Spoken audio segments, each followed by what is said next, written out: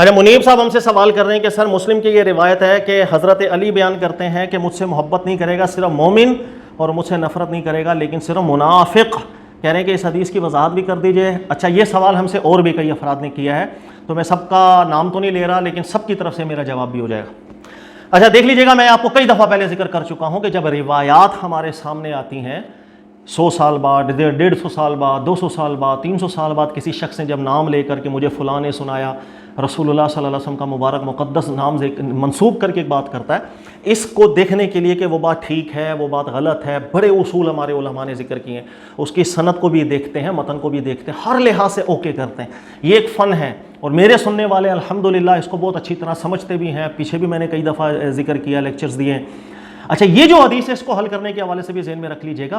میں درست آپ کو ایک پیٹرن بھی بتاتا ہوں، درست نتائج بھی بیان کرتا ہوں۔ اس حدیث پر کیا اعتراضات ہیں وہ بھی میں آپ کو سمجھا دیتا ہوں۔ دیکھیے گا، ہمارے دین میں اللہ کے رسول صلی اللہ علیہ وسلم کے بعد کوئی بھی ذات واحد ایسی نہیں ہے، کوئی شخصیت ایک ایسی نہیں ہے جو ایمان کا مدار ہو جائے کہ ہم بولیں کہ بھائی یہ ایمان ہے، جو یہاں سے ہٹ گیا وہ کافر ہو گیا، یا یہ فلاں شخص، چاہے وہ ابو بکر صدیق ہو رضی اللہ عنہ ہو، چاہے عمر فاروق ہو، چاہے کوئی ہو، رسول اللہ صلی اللہ علیہ وسلم کے بعد کوئی ایک شخص یا ایک ذات ایسی نہیں ہے جس کو ہم ایمان کا مدار قرار دے دیں، ٹھیک ہے۔ اچھا، اب یہاں جو حدیث ہے اس کو حل کرنے سے پہلے میں قرآن پاک کی ایک آیت آپ کو سمجھاتا ہوں، پھر ہم دیکھیں گے اس حدیث پر علماء نے کیا بات کی ہے، اس حدیث کی سند میں اور اس حدیث کے متن پہ کیا آبجیکشن بنتا ہے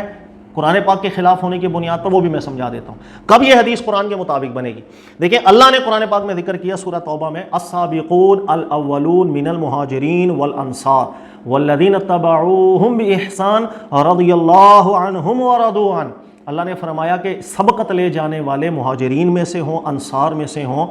یا جو بھی ان کے بعد آیا اور انہی کی پیروی کرتا ہے، انہی کے طریقہ کار پہ چلتا ہے، اللہ ان سب سے راضی ہے، یہ اللہ سے راضی ہے۔ اس آیت میں اللہ تعالیٰ نے مہاجرین اور انصار، مہاجرین ظاہر ہے جو رسول اللہ صلی اللہ علیہ وسلم سے ہجرت سے پہلے مسلمان ہوئے ہیں، فوراً اوائل دور میں مسلمان ہوئے، انصار جو مدینہ منورہ آنے کے بعد یہاں جو پہلے نبی پاک علیہ السلام کا ساتھ جنہوں نے دیا، وہ سب انصار ہیں۔ اللہ نے قرآن میں ذکر کیا تمام مہاجرین اور تمام انصار جو سبقت لے جانے والے ہیں، اللہ ان سب سے راضی ہے۔ پھر آگے ذکر کیا ان کے لیے اللہ نے جنتیں بنائی ہیں، خالدین فیہا ابدا، ہمیشہ یہ اس میں رہیں گے۔ اللہ تعالیٰ نے قرآن پاک کے اندر تمام مہاجرین اور تمام انصار ان سب کی ایک فضیلت بیان کی ہے۔ یہ اس عمومی جملے کے اندر ذہن میں رکھ لیجئے گا، حضرت ابو بکر صدیق بھی داخل ہیں اس لیے کہ وہ بھی سابقین میں داخل ہیں، مہاجرین میں، عمر فاروق بھی داخل ہیں، عثمان غنی بھی داخل ہیں، حضرت علی بھی داخل ہیں، اور انصار میں بہت سے صحابہ داخل ہیں، مہاجرین میں بھی بہت داخل ہیں۔ تو قرآن پاک نے ہمیں ایک بنیاد دے دی کہ اللہ بیان کر رہے ہیں کہ تمام مہاجرین اور تمام انصار یہ ہے وہ گروہ اللہ جن سے راضی ہو گیا اور جن کے لیے جنت ہے۔ لہذا جب اللہ جن سے راضی ہو گیا، وہ صحابہ کی، سابقین کی جماعت ہے، مہاجرین اور انصار کی پوری جماعت ہے۔ لہٰذا جب اللہ ان سے راضی ہو گیا اور اللہ نے قرآن میں واضح الفاظ میں ایک نص بیان کر دی، کوئی بھی شخص کھڑا ہو کر کے اللہ جن سے راضی ہو گیا اور وہ کہہ کہ میں راضی نہیں ہوں، اپنے دل میں نفرت لے کر آئے، بغض لے کر آئے، یا ان کے ایمان میں شک کرنے لگ جائے، سابقین کے، اولین مہاجرین کے، انصار کے، تو قرآن پاک کی اس واضح نص کے خلاف ہونے کے بعد ہم اس پر آبجیکشن کریں گے کہ آپ قرآن کے بالکل خلاف ہو گئے۔ پھر وہ جس نوعیت کا خلاف ہوگا اس لحاظ سے اس کا حکم شرعی بھی ہم بیان کر سکتے ہیں۔ تو یہ اصل ہے قرآن پاک کی ذہن میں رکھ لیجیے گا۔ قرآن کی اصل کہہ رہی ہے تمام مہاجرین جو سابقین الاولین میں سے تمام وہ سارے کا سارا گروہ ایسا ہے کہ جس گروہ سے متعلق اللہ نے فرمایا اللہ ان سب سے راضی۔ اب کوئی فرد واحد ان گروہ میں سے کسی سے بھی، مہاجرین میں سے، انصار میں سے راضی نہیں ہوگا، ظاہر ہے قرآن پاک کے خلاف ہو جائے گا۔ اسی طرح دیکھیے گا، اللہ کے نبی صلی اللہ علیہ وسلم نے ارشاد فرمایا، بخاری کی حدیث ہے، بالکل صحیح، نبی علیہ السلام فرماتے ہیں انصار کی محبت ایمان کا حصہ ہے۔ اچھا، اب آپ کو سمجھ میں آ گئی یہ حدیث قرآن کے بالکل خلاف نہیں ہے۔ کیوں خلاف نہیں ہے؟ اس وجہ سے کہ اللہ نے بھی پورے گروہ کی بات کی، مہاجرین کا پورا گروہ، انصار کا پورا گروہ، اللہ ان سے راضی۔ جب پورے گروہ کی بات اللہ کے نبی علیہ السلام نے بھی ارشاد فرما دی تو واضح ہو گیا قرآن پاک کے خلاف نہیں۔ اب آگے ایک حدیث جو امام مسلم لے کر آئے ہیں، اور وہ حدیث ہے کہ عدی بن ثابت کہتے ہیں کہ میں نے زر سے یہ سنا، اور وہ کہتے ہیں کہ حضرت علی بیان کرتے ہیں کہ نبی علیہ السلام نے فرمایا مجھ سے محبت کرے گا صرف مومن، مجھ سے نفرت کرے گا صرف منافق۔ یہاں پر بات آ گئی ایک شخص کی، کہ جیسے ایک شخص کی محبت جو ہے وہ ایمان کا حصہ ہے، ایک شخص کی محبت اگر نہ ہو تو وہ ایمان کا حصہ نہیں۔ یہ جب روایت علماء کے پاس آئی ہے، یاد رکھیے گا، سب سے پہلے اس کی سند کو چیک کیا گیا۔ جب سند کو چیک کیا تو پرابلم آ گئی کہ اس کی سند بھی کوئی اتنی مضبوط سند نہ ملی، بلکہ اس کی سند کے اندر بہت بڑے بڑے علماء ایسے گزرے ہیں جنہوں نے شدید درجے کا اعتراض کیا، اس لیے کہ اس کا راوی ہے عدی بن ثابت، اگرچہ روایت امام مسلم لے کر آئے لیکن مستشہد کے طور پر لے کر آئے۔ اور امام مسلم بہت سی روایات صحت کے طور پر لے کر آتے ہیں، بہت سی مستشہد کے طور پر لے کے آتے ہیں. یہ مقدمہ صحیح مسلم اگر آپ پڑھ لیں آپ کو کلیئر ہو جائے گا. جب وہ استشہاد کے لیے کوئی روایت لے کر آتے ہیں تو اس کا واضح مطلب ہوتا ہے کہ اس روایت کی سند ٹھیک نہیں، نہ اس کا متن ٹھیک ہے، بلکہ میں اس کو کسی تائید کے طور پر لے کر آ رہا ہوں تاکہ لوگوں کو واضح ہو جائے کہ اس میں کیا علت ہے. یہ ان روایتوں میں سے جو مستشہد کے طور پر امام مسلم بھی لے کر آئے تھے. اچھا، اس کے اندر جو عدی بن ثابت راوی ہے، جب اس کو دیکھا گیا تو یہ پکا رافضی نکلا، اور رافضی بھی کوئی سادہ رافضی نہیں نکلا بلکہ یہ بہت غلوف کرنے والا تھا جس پر محدثین نے جرح کی ہے. مثلا آپ یحییٰ بن معین کو اگر پڑھیں گے تو یحییٰ بن معین ذکر کرتے ہیں کہ یہ بالکل حد سے نکلا ہوا شیعہ تھا، حد سے نکلا رافضی انسان تھا. اسی طریقے سے آپ محدث دار قطنی کو دیکھیں گے تو انہوں نے بھی کامنٹ کیا یہ رافضی غالی تھا، حد سے نکلنے والا رافضی انسان تھا. اسی طرح ابو حاتم رازی ذکر کرتے ہیں کہ یہ باقاعدہ سے جو رافضی ہیں ان کو درس بھی دیا کرتا تھا ان کی مساجد کے اندر. اسی طرح بہت سے دیگر محدثین جو ہے انہوں نے بھی ذکر کیا کہ یہ رافضی انسان تھا. تو پہلی بات تو یہ کلیئر ہو گئی، ان کو درس بھی دیا کرتا تھا. اچھا، لیکن اپنی طبیعت کے اندر یہ بندہ تھوڑا اچھا بھی تھا، بظاہر ایسا لگتا نہیں تھا کہ جھوٹ بولتا ہو، اس لیے کئی علماء نے لکھا صدوق ہے کہ ہے رویے کے اندر سچا انسان ہے لیکن تھا ایک حد سے نکلا ہوا رافضی انسان. اچھا، اب دیکھیے گا اگر آپ کو ٹرمز معلوم ہو کہ جب کبھی علماء کسی بھی حوالے سے کسی بدعت کی نشاندہی کسی راوی کے اندر کر دیں اور اس کو صدوق بھی کہہ دیں تو اس کا واضح مطلب یہ ہوتا ہے کہ اگر یہ کوئی ایسی بات کرے گا جس کے اندر یہ منفرد ہو، نمبر دو اس کے اپنی بدعت کی اس کے گروہ کو تائید مل رہی ہو، ایسی صورت کے اندر ایسے راویوں کی روایت کو بالکل قبول نہیں کیا جاتا، اس لیے کہ وہ اپنی مسلک کی بات کر کے چلا گیا اور شک پیدا ہو جاتا ہے. اچھا، اس لیے یاد رکھ لیجیے گا یہ جو روایت آئی ہے کہ جس کے اندر ذکر ہے کہ حضرت علی سے محبت کرے گا مومن، حضرت علی سے نفرت کرے گا منافق، یعنی کہ ایک شخص کو ایک ذات کو ایمان کا مدار بنا دیا گیا. اس کے اندر پرابلم صرف یہ ہے کہ یہ روایت عدی بن ثابت کے علاوہ کسی اور راوی سے آئی بھی نہیں.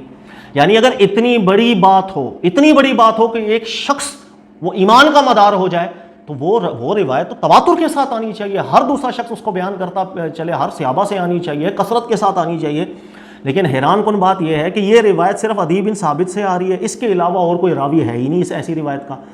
نمبر دو وہ غالی رافضی راوی ہے اور یہ بات کر کے وہ اپنے مسلک کی تائید بھی حاصل کرنا چاہ رہا ہے. تیسری بات، اگر یہ شخص عدی بن ثابت کسی ایسے شخص سے روایت ذکر کرتا جو حضرت علی کے ساتھ رہنے والا ہوتا پھر بھی بات تھی،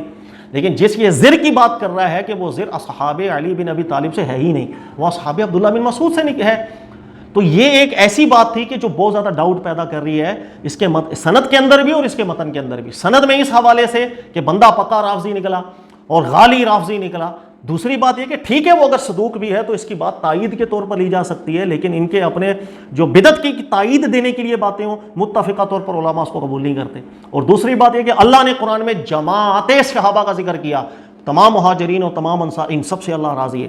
لہٰذا ان پوروں میں سے پوری جماعت کو سائڈ پہ کر کے ہم کسی بھی ایک شخص کو اگر ایمان کا مدار دے دیں کہ بھائی ان سے راضی ہو جاؤ، باقی کسی اور سے آپ ہو یا نہ ہو، باقی آپ دوسروں کو گالیاں دیتے پھریں، بس ان سے محبت ہے تو آپ نجات ہے، قرآن کے بالکل خلاف مضمون جا رہا ہے. یہ اس کے متن پر بھی اعتراض ہو رہا ہے. یہی وجہ ہے کہ محققین علماء کو جب آپ پڑھیں گے انہوں نے اس روایت کی سند پہ بھی اعتراض کیا اور متن پہ بھی کیا، اور واضح طور پر لکھ کر گئے ہیں کہ اس حدیث میں ایک تعویل کرو گے تاکہ قرآن کے خلاف نہ ہو تو اس حدیث کے متن کو ہم قبول کر سکتے ہیں، ورنہ ہم بالکل نہیں کر سکتے. اور وہ تعویل یہ ہے، اللہ نے فرمایا پوری گروہ جماعت صحابہ مہاجرین اور انصار میں سے اللہ ان سب سے راضی ہے.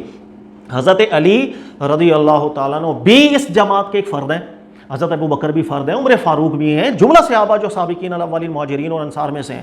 لہٰذا ایک فرد ہونے کی حیثیت سے حضرت علی بھی اس میں چونکہ داخل ہے مہاجرین میں، لہٰذا ان سے بھی کوئی نفرت کرے گا یا حضرت علی سے بھی، یہ بھی کا لفظ ذہن میں رکھیے گا، کوئی نفرت کرے گا تو وہ بالکل اس کے یہ علامت ہے وہ اللہ کے حکم کے خلاف جا رہا ہے. لہٰذا بھی کا لفظ لگانے سے یہ اشارہ نکل جاتا ہے کہ صرف حضرت علی کے حوالے سے یہ روایت قابل قبول نہیں، تمام مہاجرین اور انصار اسی لسٹ کے اندر داخل ہوں گے. جیسے اللہ کے نبی نے فرمایا تمام گروہ انصار، یہ ایمان کی محبت ہے، نشانی ہے جو ان سے محبت کرتا ہے، کیونکہ اللہ نے قرآن میں پوری جماعت کا ذکر کیا. یہی وجہ ہے کہ اگر کوئی شخص حضرت ابو بکر صدیق، عمر فاروق، ان صحابہ کرام سے متعلق بھی نفرت رکھے گا وہ بھی اس حدیث میں داخل ہو جائے گا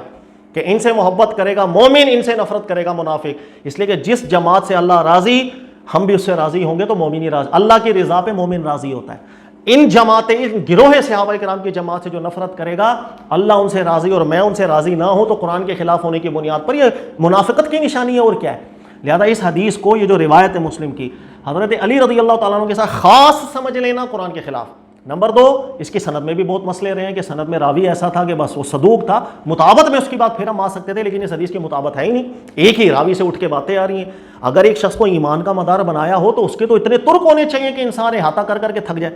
تیسری بات امام ذہبی رحمۃ اللہ علیہ کو آپ پڑھیں گے، وہ بھی اس بات کو بالکل اچھی طرح واضح کر کے چلے گئے کہ یہ روایت مطابت کے طور پہ لے سکتے ہیں، قرآن کے خلاف ہونے کی بنیاد پر اس میں ایک تعویل کر کے اس کو قبول کر سکتے ہیں، ورنہ کوئی ایک واحد شخص جس کا ذکر اللہ نے پوری جماعت کے حوالے سے کیا، ہم ان میں سے کسی بھی ایک ذات کو نکال کر کے قرآن کا حکم وہاں لے جائیں، باقیوں کے خلاف بولے، نفرت بھی ہو جائے تو خیر ہے، کہا کہ فضول قرآن کے خلاف بات۔ اس حدیث سے جو نتیجہ نکل رہا ہے کہ حضرت علی سے محبت کرے گا مومن، حضرت علی سے نفرت کرے گا منافق، یہی نتیجہ ابو بکر صدیق کے بارے میں بھی ہے، عمر فاروق کے بارے میں بھی ہے، ہر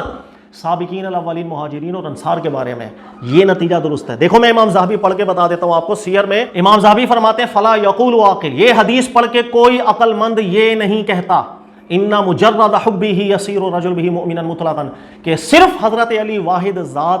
ان کی محبت لے لینے سے انسان مطلقاً مومن ہو جائے گا۔